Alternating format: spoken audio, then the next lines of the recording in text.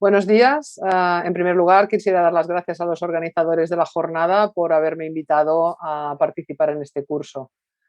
Como todos sabemos, la osteoporosis es una enfermedad crónica y que en muchas ocasiones va a requerir un tratamiento a largo plazo. En la actualidad tenemos disponibles una gran cantidad de fármacos y es esencial el entender un poquito cuándo hay que iniciar este tratamiento, cuándo podemos discontinuarlo y un poquito todos estos tratamientos, en qué orden vamos a utilizarlos. Y este es un poquito pues, el objetivo de la charla de hoy, teniendo en cuenta la evidencia actual. Cuando nos planteamos un tratamiento, iniciar un tratamiento de osteoporosis en un paciente, evidentemente tenemos que estar pensando y diseñando una estrategia, y esta estrategia tiene que ser una estrategia individualizada en función de estas características que ahora voy a comentar. Entonces tenemos que individualizarlo en el sentido que intentemos sacar el máximo rendimiento posible, el máximo beneficio posible a toda esta terapia que le llamamos la terapia secuencial. Lo que vamos a tener en cuenta van a ser características que van a depender del paciente, características que van a depender de la enfermedad, de la osteoporosis, y características que van a depender pues, de los fármacos que vamos a utilizar. En cuanto al paciente, ya vemos aquí que hay todos estos factores. Quería resaltar el factor de la edad, porque todos sabemos también que la edad es un factor de riesgo independiente para que a mayor edad, mayor riesgo de osteoporosis y a mayor edad, más riesgo de fractura. Lo que sí que ha ido cambiando en los últimos años es un poquito la percepción de en qué nos tenemos que fijar cuando queremos valorar lo que es la enfermedad, la osteoporosis en sí. Y como ustedes ya deben saber, en lo que es la escala T en fémur proximal se está considerando cada vez más un marcador subrogado de lo que es el riesgo de fractura. Y el hecho de tener una escala T por debajo de menos 2,5 en fémur total, esto ya nos delimita pues, que este paciente está en alto riesgo de fractura. Como siempre, vamos a tener en cuenta las fracturas que nos explica el paciente, sobre todo si ha habido una fractura de fémur previa a una fractura vertebral. Y otro concepto importante es el riesgo inminente de fractura, que es cuando un paciente ha habido una fractura reciente. Sabemos que estos pacientes durante los 2 primeros años van a tener un muy alto riesgo de fractura. También comentar que cuanto mayor sea el riesgo de fractura del paciente que queremos tratar, más efectivo incluso va a ser el tratamiento. Y que este riesgo de fractura es algo que, como voy a comentar al final de la charla, es muy importante para valorar el inicio del tratamiento en estos pacientes. Y por supuesto, el tercer punto a tener en cuenta va a ser el tratamiento, que como sabemos pues va a ser un tratamiento antirresortivo, un tratamiento osteoformador o un tratamiento de acción dual, que aquí, aunque no tengamos todavía disponible en el mercado el romosozumab, sí que voy a hacer comentarios porque sabemos que el romosozumab pues pronto lo tendremos disponible. Es muy importante conocer el mecanismo de acción de los tratamientos actuales. Sabemos que existen, la gran mayoría de tratamientos son tratamientos antirresortivos, en los que se incluyen los moduladores selectivos de receptores de estrógeno, los bisfosfonatos y el denosumab. Como osteoformadores, aquí en Europa en estos momentos solamente disponemos de la teriparatida. Y finalmente lo que habíamos comentado, es decir, tenemos el romosozumab, que tiene una acción dual, es decir, un tratamiento antirresortivo y un tratamiento osteoformador. Por otro lado, hay que tener muy en cuenta cuál es la eficacia a la hora de disminuir los diferentes tipos de fractura, a la hora de disminuir el riesgo de fractura vertebral, de fractura de cadera y de fractura no vertebral. Sabemos que todos los tratamientos que tenemos en esta lista van a disminuir el riesgo de fractura vertebral, pero no todos ellos van a disminuir el riesgo de fractura de cadera y fractura no vertebral. Y esto ya va a ser un dato importante porque si, por ejemplo, tenemos un paciente a partir de 70-75 años, que sabemos que aumenta mucho la incidencia de fractura de fémur, evidentemente ya nos tendremos que plantear un cambio de tratamiento si es que este paciente o esta paciente ha tenido un tratamiento previo. Y la otra cosa a destacar también, pueden ver aquí en números rojos un poquito la magnitud en que se disminuye este riesgo de fractura, y hay que recordar que ningún tratamiento va a disminuir el riesgo de fractura en un 100%. Por tanto, cabe la posibilidad que, a pesar de que estemos tratando a nuestro paciente correctamente y hay una buena adherencia al tratamiento, siempre cabe la posibilidad de que pueda aparecer una fractura. Por otro lado, también hay que tener en cuenta lo que son los datos de seguridad que tenemos de estos fármacos para saber durante cuánto tiempo tenemos datos de seguridad publicados para saber cuánto tiempo vamos a necesitar, es decir, cuál va a ser la duración de este tratamiento que vamos a poder utilizar en un determinado paciente.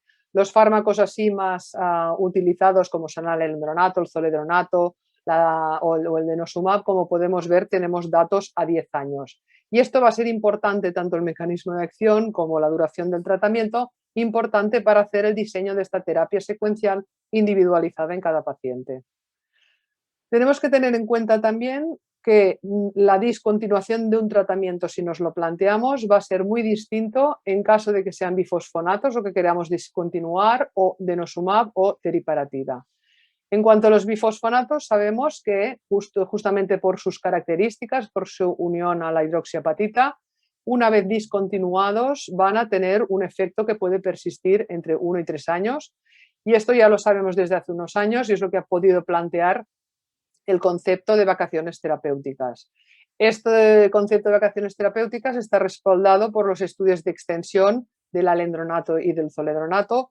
Y así bien sabemos, por ejemplo, que en el estudio FLEX, en el momento que era el estudio de extensión en que se continuaba en un grupo de pacientes alendronato respecto a placebo, se vieron que no habían diferencias significativas en las fracturas vertebrales morfométricas o en las fracturas no vertebrales.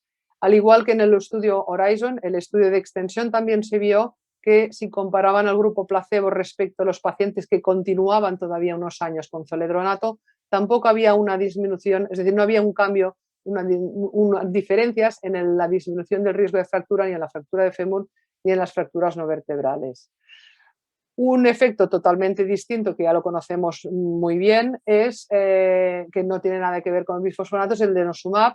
Sabemos que el denosumab es un anticuerpo monoclonal y por tanto va a tener un efecto reversible. Si el denosumab no se sigue, si hay una interrupción del denosumab y no se sigue de un tratamiento posterior, sabemos que hay una pérdida de densidad mineral ósea que ya incluso puede ser de la magnitud de todo lo que hemos ganado con el tratamiento, perderla en un año. Hay un efecto rebote del remodelado óseo con un aumento muy marcado de los marcadores tanto de resorción como de formación. Y luego otro dato que también nos ha preocupado a todo lo que es la comunidad médica ha sido pues, que se han ido publicando serie de casos aislados de fracturas vertebrales múltiples en pacientes en que se ha discontinuado el denosumab.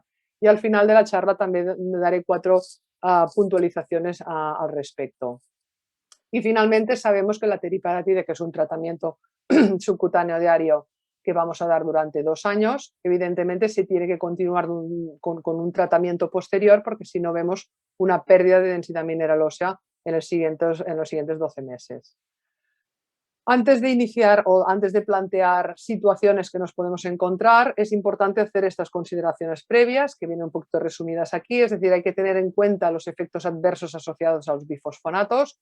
En esto me refiero a la fractura típica de fémur y a la osteonecrosis de mandíbula. Tener muy en cuenta que el denosumab y el romosozumab van a tener un efecto reversible, por tanto es muy necesario que luego necesitaremos un tratamiento posterior si por la razón que sea pues vamos a discontinuar estos tratamientos. Y luego tener en cuenta que el tratamiento de la teriparatida va a ser un tratamiento limitado durante 2 años. Entonces, he reestructurado un poquito la charla en estas 3 situaciones. Una sería cuál es el efecto que tiene el tratamiento antirresortivo después de un tratamiento anabólico o de acción dual. La segunda situación sería cuál es el efecto que puede tener el tratamiento anabólico o de efecto dual después de un tratamiento resortivo. Y la tercera situación sería qué pasaría en caso de un tratamiento combinado, donde por cuestiones de tiempo, evidentemente, pues no voy a comentar. Cuando hablamos de cuál es el efecto de un tratamiento antirresortivo después de haber dado un tratamiento anabólico de efecto dual, voy a explicar brevemente estos estudios. El primero de ellos es el Euroforce. Este estudio fue el primer estudio que comparó 3 tratamientos secuenciales y eran pacientes que durante un año recibían teriparatida y el año siguiente a un grupo se les continuaba teriparatida, un grupo continuaban con raloxifeno y el tercer grupo continuaban con calcio y vitamina D. Pues bien, se observó que después de un año de tratamiento con teriparatida, el grupo de raloxifeno mantenía la densidad mineral ósea lumbar y había un aumento significativo de la densidad mineral ósea en fémur proximal. Por otro lado, tenemos el estudio PATH con la PTH184, que actualmente pues, no la tenemos disponible, pero es para ver un poquito cuál es el efecto de recibir alendronato después de la PTH184. Y aquí tenemos que fijarnos en lo que es en la línea azul, en la que, como pueden observar, se da un año de tratamiento de PTH184 y observamos que tanto a nivel lumbar como a nivel del fémur proximal, como a nivel del fémur total, existe un aumento de la densidad mineral ósea que se ha conseguido durante el primer año de la PTH184. En cuanto a cuál es el efecto que puede hacer el denosumab después de haber recibido teriparatida, aquí les presento los resultados del estudio DataSwitch y nos tenemos que fijar en la línea de color rojo en la que vemos la densidad mineral ósea de columna lumbar y la densidad mineral ósea en fémur total. Y como pueden observar, después de 24 meses de haber recibido teriparatida, si continuamos el tratamiento con denosumab, hay un aumento que es aproximadamente de incluso un 10% en columna lumbar y de aproximadamente un 5% en fémur total. Si nos metemos en los datos del romosozumab, que insisto que vamos a tener disponible pues, pronto y por tanto es necesario ya ir conociendo un poquito el efecto de este fármaco, como pueden observar en el estudio ARCH, que es el grupo este de la línea superior, recibieron tratamiento con romosozumab subcutáneo durante un año y posteriormente recibieron tratamiento con ácido aledrónico.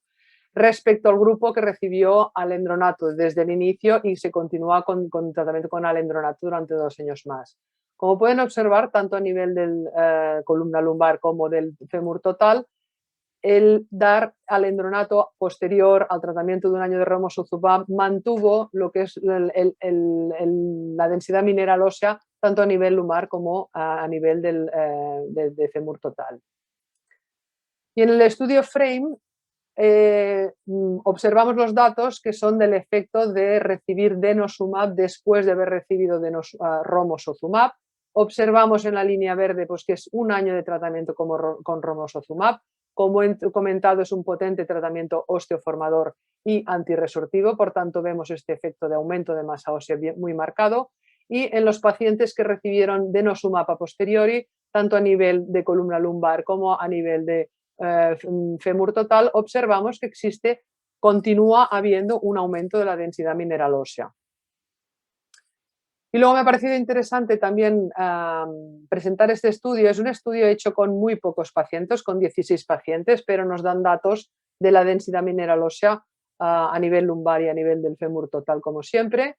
Y aquí en la derecha lo que observamos es que en este estudio, ya les comento que es muy pequeño, pero hay estos datos. Observamos que después de 2 años de tratamiento con romosozumab, si recibían un ciclo de denosumab durante un año más y posteriormente romosozumab, se mantenía esta densidad mineral ósea. Y otro dato importante también a destacar es que después de estos 2 años de romosozumab, si este tratamiento de romosozumab se continuaba con placebo, es decir, con calcio y vitamina D, observamos que hay una disminución progresiva de la densidad mineral ósea. Por tanto, todos estos estudios que he presentado ahora, pues sugieren un poco que hay que continuar un tratamiento resurtivo cuando se acaba el tratamiento osteoformador. Recordemos que la teriparatida tiene una duración de 2 años y que romosozumab va a tener la duración de 1 año. Pero en la práctica o clínica ocurre muchas veces que hemos iniciado un tratamiento antirresortivo y por la razón que sea, porque haya disminuido la densidad mineral ósea, porque han aparecido más de una fractura por fragilidad, decidimos hacer un cambio hacia un tratamiento pues, osteoformador, que es lo que tenemos disponible actualmente. Pues como vamos a ver, el efecto es muy diferente si esta paciente ha recibido bifosfonatos o ha recibido denosumab previo al tratamiento que nos planteamos de un osteoformador. Y así vemos en este estudio, que ya es antiguo, observen aquí, publicado ya en el 2008, en lo que ya sabemos que en los pacientes que han recibido bifosfonatos previos y que posteriormente nos planteamos iniciar teriparatida, observamos que en los primeros 6 meses, 6-12 meses, hay una disminución discreta de la densidad mineral ósea a nivel del fémur y que esto se va recuperando cuando se acaba el ciclo de los 2 años de tratamiento. Es decir, que los bifosfonatos siempre se han descrito como que pueden frenar un poquito al inicio del tratamiento de la teriparatida este efecto beneficioso, pero insisto en que posteriormente esto se recupera bien. Y en cuanto a estudios de incidencia acumulada de primera fractura clínica, en cuanto a estudios de disminución del riesgo de fractura, tenemos el estudio Vero, y el estudio Vero consiste en pacientes que van a recibir bifosfonato y se hace una comparación en pacientes previos que han recibido bisfosfonatos y concretamente risedronato respecto a los pacientes que no han recibido ningún tratamiento. Y como pueden observar, la disminución de la incidencia acumulada de primera fractura clínica va a ser muy parecido, es decir, que en datos de eficacia a la hora de disminuir el riesgo de fractura va a ser igual de eficaz la teriparatida, hayan recibido o no hayan recibido nuestros pacientes tratamiento con bifosfonato y en concreto con risedronato. Y en cambio aquí les vuelvo a presentar el estudio Data Switch. En estos momentos mejor lo que queremos es que se fijen en la línea de color verde. Una vez más los pacientes reciben denosumab durante 2 años y posteriormente reciben tratamiento con teriparatida. Pues como pueden observar, aquí realmente hay un cambio a nivel lumbar, hay un descenso menos acusado, luego se recupera, pero lo que sí que es muy importante es que a nivel del fémur total hay una disminución muy marcada de la densidad mineral ósea a nivel del fémur total y por tanto es importantísimo tener en cuenta que hay que evitar iniciar teriparatida en pacientes que han recibido denosumab. En cuanto al romosozumab, después de haber recibido un bifosfonato, tenemos este estudio, el estudio Structure, en el que tenemos datos de densidad mineral ósea areal, de densidad mineral ósea volumétrica medida por QCT y resistencia ósea, y son pacientes que han recibido durante 3 años tratamiento con bifosfonato y se randomizan en 2 grupos. Un grupo de alrededor de 200 pacientes van a recibir romosozumab y otro grupo van a recibir teriparatida. Pues como pueden observar, con estos resultados existe un aumento significativo en la densidad mineral ósea areal ya a los 6 meses que se mantiene al año y existen unas diferencias significativas con la teriparatida. Una limitación que se podría hablar de este estudio es que justamente sabemos que la teriparatida es un osteoformador que se va a dar durante 2 años y por tanto aquí tenemos datos a 1 año. Existe una diferencia significativa a 1 año, que es el tratamiento que vamos a utilizar al romosozumab. Pero en cualquier caso, lo que realmente vemos es que el hecho de haber recibido un tratamiento con bifosfonato previo no disminuye para nada la eficacia del tratamiento con romosozumab. Y aquí, aunque parece un esquema un poquito denso, es más que nada para resaltar que en las guías actuales lo que hacemos es estratificar lo que comentaba un poquito al principio a los pacientes en función del riesgo de fractura. Y entonces aquí estratifican en función de si es un riesgo bajo o moderado o si es un riesgo alto o muy alto. Mucho más visual, pienso yo, que siguen siendo las guías de la SIOM, que aunque son publicadas ya las tenemos de 2015 y se están actualmente revisando, más o menos en líneas generales realmente siguen vigentes. Y lo que hacen las guías de la SIOM es dividir a los pacientes en función del riesgo de fractura. Si vemos que tenemos un paciente de riesgo de fractura bajo, podemos utilizar un modulador selectivo de estrógenos. Si por otro lado tenemos un riesgo de fractura alto, que lo tenemos aquí definido, nos podemos plantear un tratamiento osteoformador. Y si no cae en ninguna de estas categorías, es lo que llaman el tratamiento estándar, y es cuando podemos iniciar tratamientos con bifosfonatos bioral versus tratamiento con zoledronato o con denosumab. Y el siguiente esquema habla un poquito, en 2015 ya se hablaba del tratamiento secuencial.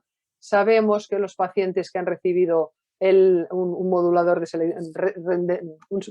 selectivo de receptores de estrógenos, en el momento que aparezca por edad un aumento del riesgo de fractura de fémur, habrá que hacer un cambio hacia fármacos que sean eficaces para disminuir el riesgo de fractura de fémur, por tanto serán bifosfonatos de denosumab, que en el caso de que hayamos iniciado un tratamiento con teriparatida, a los 2 años habrá que valorar un tratamiento posterior recomendado, pues bifosfonatos o denosumab. Y luego ya sabemos también un poquito que en los pacientes que han recibido bifosfonatos vamos a revalorar a los 5 años el riesgo de fractura. Si este riesgo de fractura es bajo, es cuando nos podemos plantear las vacaciones terapéuticas. Si este riesgo de fractura se mantiene, recordemos que podemos mantener el tratamiento con bifosfonato a 10 años o cambiar a denosumab, que también será durante 10 años. Lo mismo pasa pues, con el ácido zoledrónico, que incluso en pacientes con alto riesgo de fractura nos podemos plantear, en vez de las 3 infusiones, pues 3 infusiones más, es decir, 6 en total. Y lo que sí que ha quedado un poquito cambiado va a ser lo que se va a hacer en el caso de discontinuar el denosumab, que realmente, pues en este sentido, ha habido un cambio. Y por eso les quiero presentar brevemente, porque me estoy quedando sin tiempo, el documento que ha publicado recientemente la CTS, en la que cuál es la recomendación de cómo discontinuar el denosumab en caso de que nos lo planteemos, y hacen una diferenciación clara en cuanto a la duración del tratamiento. Si este tratamiento de denosumab está por debajo de 2 años y medio, vamos a iniciar un tratamiento con alendronato, y si se puede ser hacer un control con CTX para valorar la adherencia y que realmente no haya este efecto rebote que conocemos, o incluso pues valorar zoledronato 6 meses después de la última dosis de denosumab. En cambio, si es un tratamiento a largo plazo que nos puede aumentar el riesgo de fracturas vertebrales múltiples, por ejemplo, vamos a dar zoledronato durante a los 6 meses después de la última dosis de denosumab. Se va a hacer un control con CTX a los 3, 6 y 12 meses, y si no fuera posible hacer esta monitorización, se repetiría el zoledronato. Porque el hecho de controlar este CTX durante estos meses es justamente para intentar detectar que si existe este efecto rebote, a pesar de que hemos puesto zoledronato, habría que repetir el tratamiento zoledrónico de nuevo. Y finalmente, para concluir, pues ya lo que hemos comentado, que pacientes tratadas con moduladores selectivos de receptores de estrógenos deben cambiar a un tratamiento antirresortivo más potente cuando aumente el riesgo de fractura de fémur, que en el caso de los bifosfonatos, pues hablamos de vacaciones terapéuticas y solamente se pueden considerar este concepto en el caso de los bifosfonatos, y que recordar sobre todo que pacientes con alto riesgo de fractura tenemos datos a seguridad que se pueden utilizar durante 10 años. Por otro lado, en cuanto al denosumab, después de los 5 años se ha de reevaluar un poquito cuál es el riesgo de fractura de estos pacientes, y si persiste y es alto, sabemos que el denosumab se puede dar durante un total de 10 años, que esta interrupción del denosumab se puede acompañar de un efecto rebote que tenemos que tener muy en cuenta, y si se interrumpe el denosumab hay que continuar, como ya les he explicado, tratamiento con bifosfonato, sea vía oral o sea vía endovenosa, por el documento que les acabo de explicar. Y el tratamiento con teriparatida, que va a ser durante 2 años, tiene que ser continuado con un antirresortivo, con bifosfonatos vía oral o endovenosos o bien denosumab. Y el tratamiento de romosozumab, que va a ser un tratamiento a 1 año, va a requerir ser continuado con un tratamiento antirresortivo, sean bifosfonatos, vía oral o vía endovenosa, o el tratamiento con denosumab. Y siempre que se pueda, el tratamiento anabólico se debería iniciar primero, porque sabemos que el tratamiento anabólico va a ser siempre mucho más efectivo cuando se inicia en pacientes como tratamiento de primera línea. Y la conclusión más importante, y la que he querido aquí resaltar en rojo, es justamente lo que les comentaba al principio de la charla, de que el orden en el que utilizamos los fármacos es muy importante y hay que conocerlo muy bien. Muchas gracias por su atención.